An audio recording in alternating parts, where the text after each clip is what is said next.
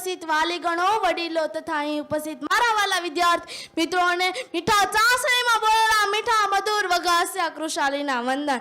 આજે હું તમને એવા ટોપિક પર વાત કરવાની છું જે હું પોતે જ છું. તેની રિસ્પેક્ટ કરતા શીખો, અને જેની રિસ્પેક્ટ નહીં કરે તેનું અપમાન કરશે, તે માતા લક્ષ્મીનું અપમાન કર્યું છે, એ પ્રમાણે તમને પાપ મળશે. નરેન્દ્ર મોદીને જન્મ આપનારી કોણ છે? માં. અને માં કોણ છે? સ્ત્રી.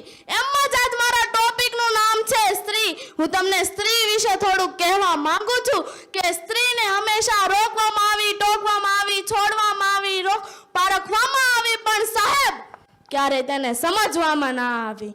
આ કડવું છે પણ સત્ય છે. માં જો ખોટી હદ પર ચડી જાય તો પુત્રને વનવાસ થાય છે. બેન જો ખોટી હદ પર ચડી જાય તો એનું નાક કપાય છે. અને એમ જ પત્ની જો ખોટી હદ પર ચડી જાય તો રાક્ષસ ઉપાડી જાય છે.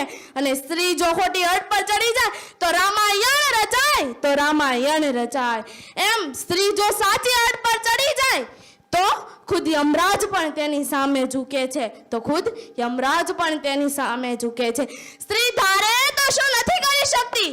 સ્ત્રી ધારે તો શું નથી કરી શકતી? સ્ત્રી ધારે તો ઉગતો સૂર્યને આથમતા સૂર્યને રોકી શકે છે. સ્ત્રી ધારે તો ઉગતો સૂર્યને આથમતા સૂર્યને રોકી શકે છે.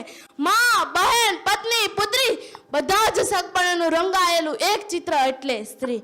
મમતા, પ્રેમ, ક્ષમા અને સમાધાનનું મર્મ એટલે સ્ત્રી. એક અંશમાંથી નવો ધબકારો ઉછેરતો નવો ગર્ભ એટલે સ્ત્રી. સ્ત્રી વિશે તો હું કહું એટલું ઓછું પડે.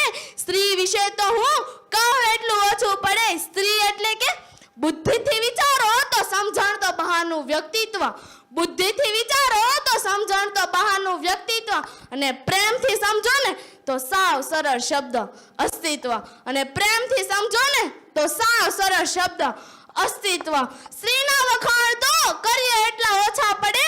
સ્ત્રીના વખાણ તો કરીએ એટલા ઓછા પડે. સ્ત્રીના ઉપકાર તો આપણે તો શું ભગવાન પણ નથી ચૂકવી શક્યા. સ્ત્રીના ઉપકાર તો આપણે તો શું ભગવાન પણ નથી ચૂકવી શક્યા. આ જગતમાં મહાપુરુષને જન્મ આપનારી નારી સાક્ષાત નારાયણી છે. આ ધરતી પર, આ પૃથ્વી પર તેનું ઋણ ઘણું મોટું છે. જેમ કે જીજાબાઈ, જીવંતીબાઈ, અહલ્યાબાઈ, ગંગા સતી, મીરાબાઈ, ઝાંસી કી રાણી લક્ષ્મીબાઈ, રાજપૂત રાણી પદ્માવતી જેવા ભારતના અમર નારી રત્નો છે. જ્યારે સ્ત્રી યુદ્ધના મેદાનમાં ચડે છે ત્યારે જીત તો નિશ્ચય જ છે. એમ જ તે રાજપૂત રાણી પદ્માવતી, એને બાળપણથી જ તે શસ્ત્ર વિદ્યા શીખવાડવામાં આવેલી હતી. જ્યારે તેના પતિનું મૃત્યુ થયું ત્યારે તે જીવતે જીવતી અગ્નિકુંડમાં સ્થાન થઈ ગયેલી. અત્યારે તે હાલ રાજસ્થાનમાં ચિત્તોડગઢમાં આવેલું તે અગ્નિકુંડ છે. અત્યારે તો કોઈને જવાની મનાઈ જ નથી, કારણ કે તેમાં ગરમી જેટલી છે. અને તેના પતિનો હક બીજા કોઈ પણ પુરુષને નહોતો આપ્યો. આવી હતી એવી સ્ત્રી રાજપૂત રાણીઓ.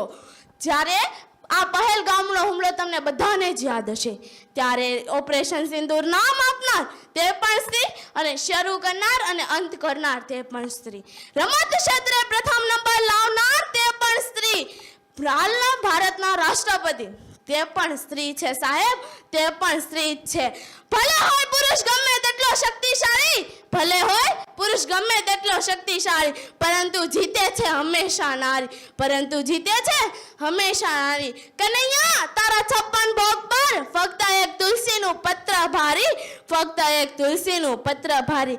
જેમ નદી વગર સાગર અધૂરો છે, નદી વગર સાગર અધૂરો છે, એમ જ તે સ્ત્રી વગર સંસાર અધૂરો છે. સ્ત્રી વગર સંસાર અધૂરું છે. સ્ત્રી નથી તો જગત નથી. સ્ત્રી નથી તો જગત નથી. કારણ કે આપણને જે જન્મ આપે છે ને તે જ સ્ત્રી છે. કારણ કે આપણને જે જન્મ આપે છે ને તે જ સ્ત્રી છે. જેમ ઘર કે મકાનને મંદિર બનાવનાર એટલે સ્ત્રી. ઉદાહરણ તરીકે કહી દઉં તો તમારા ઘરમાં કોઈ સ્ત્રી, દીકરી, માં, બહેન ન હોય તો એ ઘર નથી લાગતું. પરંતુ તમારા ઘરમાં કોઈ સ્ત્રી હોય તો ઝૂંપડાને પણ મંદિર બનાવી રહી છે, ઝૂંપડાને પણ મંદિર બનાવી દે છે. સ્ત્રીનું કોઈ ઘર નથી હોતું, સ્ત્રીનું કોઈ ઘર નથી હોતું, પરંતુ સ્ત્રી વગરનું કોઈ ઘર નથી હોતું, પરંતુ સ્ત્રી વગરનું કોઈ ઘર નથી હોતું. ઈશ્વર પછી બીજી સ્ત્રી. ઈશ્વર પછી બીજી સર્જનહાર એટલે સ્ત્રી. અત્યારે મને આશા ભોસલેની પંક્તિઓ મનમાં આવે છે કે कोमल है कमजोर नहीं, शक्ति का नाम नारी है, जग को जीवन देने वाली मौत भी तुझसे हारी है, सती के नाम से जलाया तुझको, मीरा के नाम से जहर पिलाया, कोमल है कमजोर नहीं, शक्ति का नाम नारी है. અત્યારે કહી દઉં તો સ્ત્રી પાછળ પુરુષોનો પણ ફાળો હોય છે. મતલબ સ્ત્રીને સપોર્ટ કરનાર અને હિંમત આપનાર પુરુષ જ છે. જેમ કે પિતા, ભાઈ, બાપ. પિતા અને ભાઈ બે સરખું જ થાય. પિતા અને બાપ, ભાઈ, પતિ અને પુત્ર તે પુરુષ જ છે. તો બધા જ મારી સાથે એકવાર નારો લગાવશે કે નારી શક્તિ, ભારત માતા કી વંદે. Thank you.